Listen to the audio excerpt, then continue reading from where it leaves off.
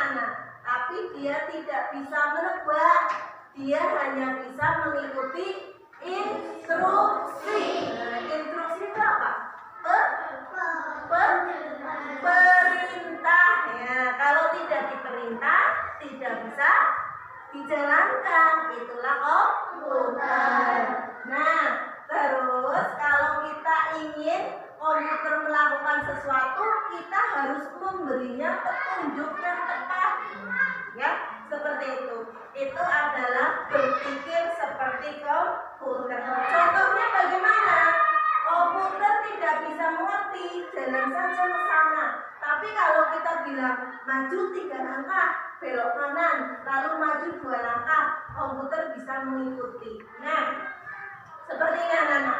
Bayangkan kita menyusun rute. Kalau kalian jadi robot ibarat kata ya, terus dan ingin pergi ke kantin, kalian harus menyusun rute yang efisien dan jelas. Artinya apa? Tidak berputar-putar, tidak bingung harus kemana, langkah-langkahnya harus urut dan mudah diikuti.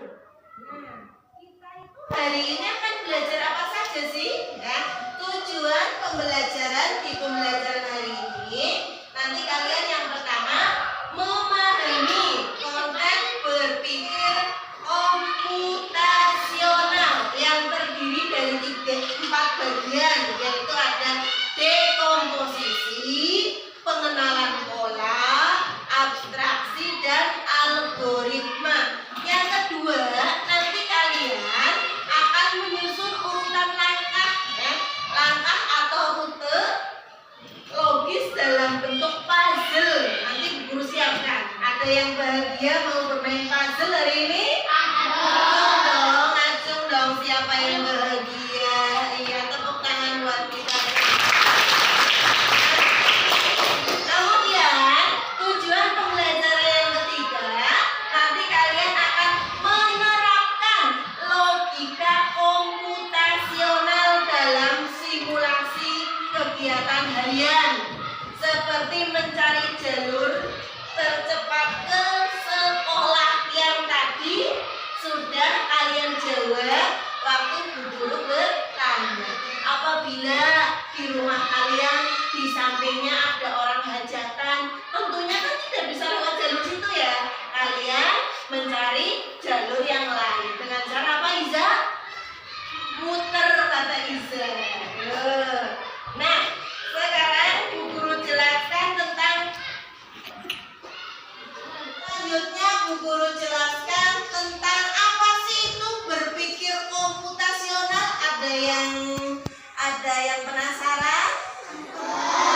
Ya, ini kita lihat ya, berpikir komputasional. Nah, dilihat videonya anak-anak. Ada namanya dekomposisi, pengenalan pola, ada abstraksi, dan algoritma. Ada 4 ya komponennya. Dekomposisi itu apa? Membagi masalah menjadi bagian-bagian kecil, seperti membagi tugas piket. Nah, ada abstraksi, fokus pada hal penting saja. Contohnya, ketika kalian menulis tugas, kalian itu fokus pada hal-hal yang penting. Yang selanjutnya ada algoritma, membuat langkah-langkah penyelesaian masalah. Contohnya itu memasak nasi goreng anak-anak. Dekomposisinya bagaimana? Nah, alatnya apa saja, kemudian bahannya apa, bumbunya apa, langkah-langkahnya bagaimana. Itu adalah proses dekomposisi membuat nasi goreng. Nah, alatnya ada kompor dan lain-lain. Bahannya dibagi-bagi, jadi tadinya membuat nasi goreng kan suatu permasalahan yang besar. Dibagi-bagi, nasi goreng bahannya apa saja, alatnya apa saja, langkah-langkah pembuatnya apa saja. Itu adalah proses dekomposisi. Pengenalan pola. Untuk membuat porsi nasi goreng kita membutuhkan waktu berapa menit? Itu ada pengenalan pola ya.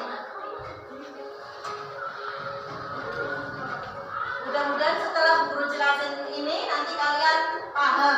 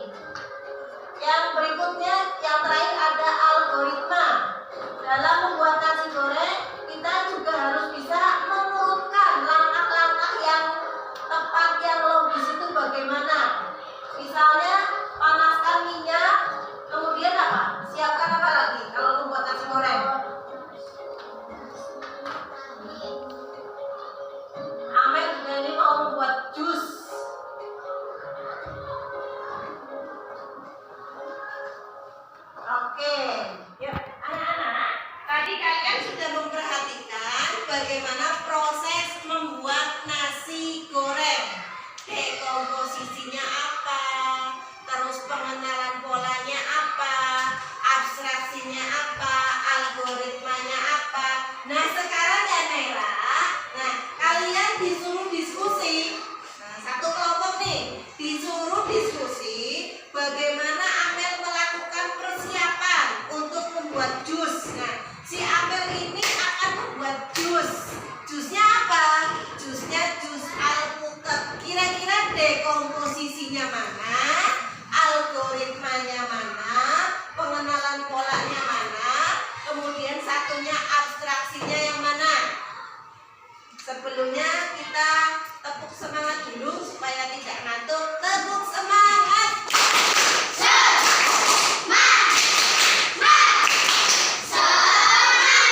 Oke, kita di dekomposisinya dulu. Mau membuat jus. Apa saja? Membuat jus. Masalahnya tuh mau membuat jus. Nah, dekomposisinya apa? Dekomposisi. Satu, apa ya? Apa aja? Kalau mau membuat jus, alat, pinter. Alat, tepuk tangan dong buat yang jawab. Kemudian saya lagi. Bahan. Bahan. Kemudian apa lagi? Apa?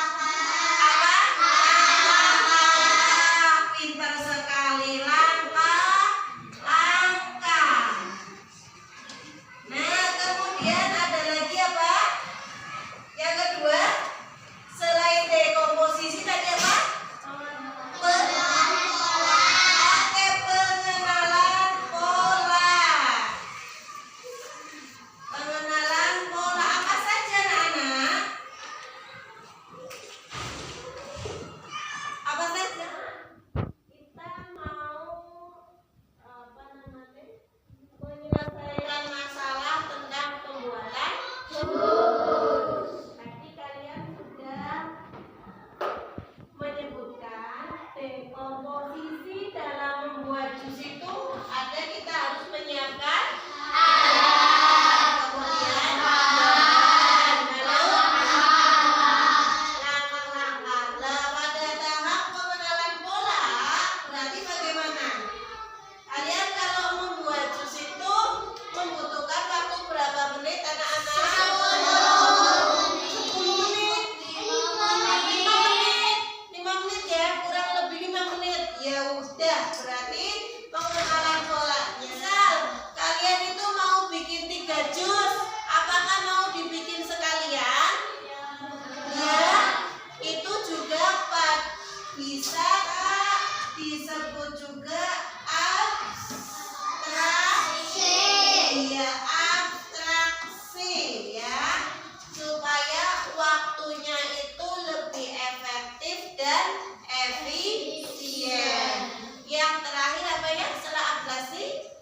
Algoritma. Algoritmanya itu berarti pada saat membuat jus kita itu harus memperhatikan langkah-langkahnya bagaimana supaya benar pembuatan jusnya. Apa aja? Apa? Siapkan buahnya, terus bahan, terus prosesnya pada saat ininya algoritmanya. Kira-kira bagaimana? Siapkan blender, ya kan? Terus buahnya dipotong-potong, lalu dimasukkan ke blender. Iya, jadi tahap demi tahapnya harus dilalui dengan benar supaya nanti hasilnya juga enak jusnya, ya kan? Ya wes, tepuk tangan buat kita. Kesimpulannya itu, nah, kesimpulannya bahwa berpikir komputasional adalah keterampilan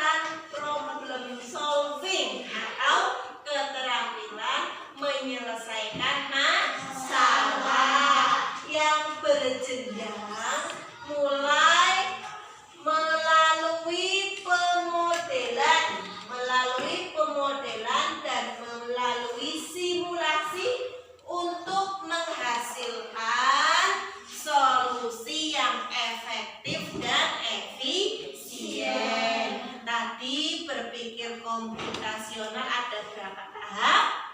Tahap apa saja, Uyun? Itu apa saja ya? Yang pertama ya dekomposisi. Terus apa lagi? Pengenalan pola. Jihan? Pengenalan pola. Kemudian apa lagi? Abstraksi. Kemudian Algoritma. oke, tepuk tangannya.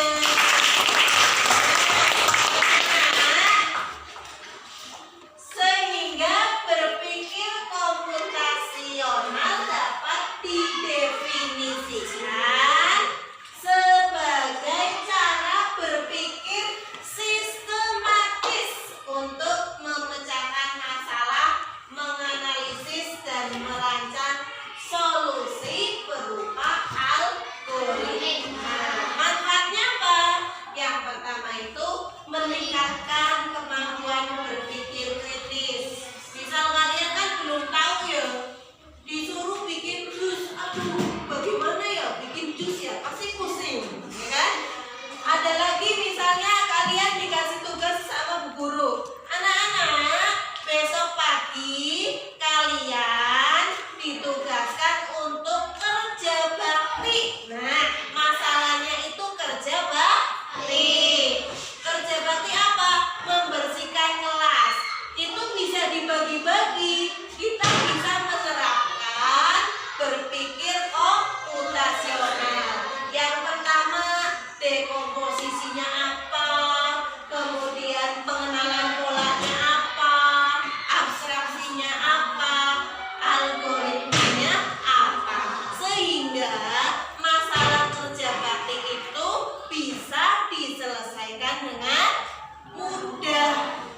Masalah yang kompleks bisa dibagi-bagi dari masalah kompleks itu menjadi masalah yang kecil. Misalnya pada tahap dekomposisinya kalian menyiapkan alat-alat kerja baktinya apa?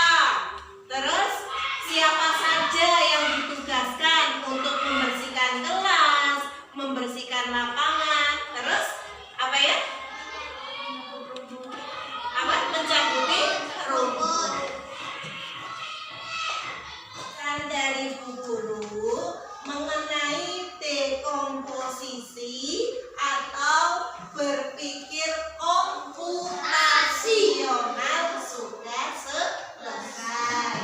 Tahap berikutnya Bu Guru punya tugas untuk kalian nanti menyelesaikan puzzle. Puzzle apa Bu Guru? Puzzle yaitu ada cerita si Unyil. Si Unyil itu siswa SD di Gedong 2 yang akan pergi ke sekolah. Nah, tetapi pada saat mau pergi ke sekolah, si Unyil ini memiliki hambatan, ya. Jalannya yang dituju ke sekolah itu terhambat oleh yang pertama banjir, kemudian jalanan ramai karena ada pembangunan. Kira-kira si Unyil itu bisa sampai ke sekolah tepat waktu lewat jalan yang mana yang lebih cepat? Nanti kalian bisa berdiskusi bersama dengan teman-teman. Oke, anak-anak? Ya tahu ya? Ya.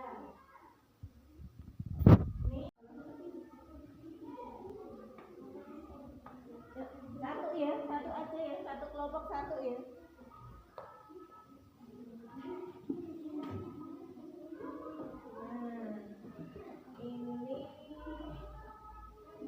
ini oh gunting ya sama lem ya.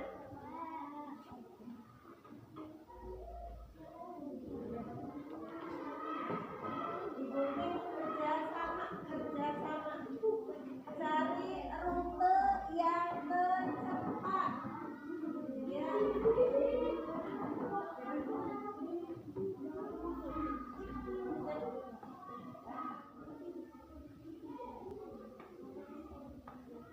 Satu ya, satu aja ya, satu kelompok satu ya.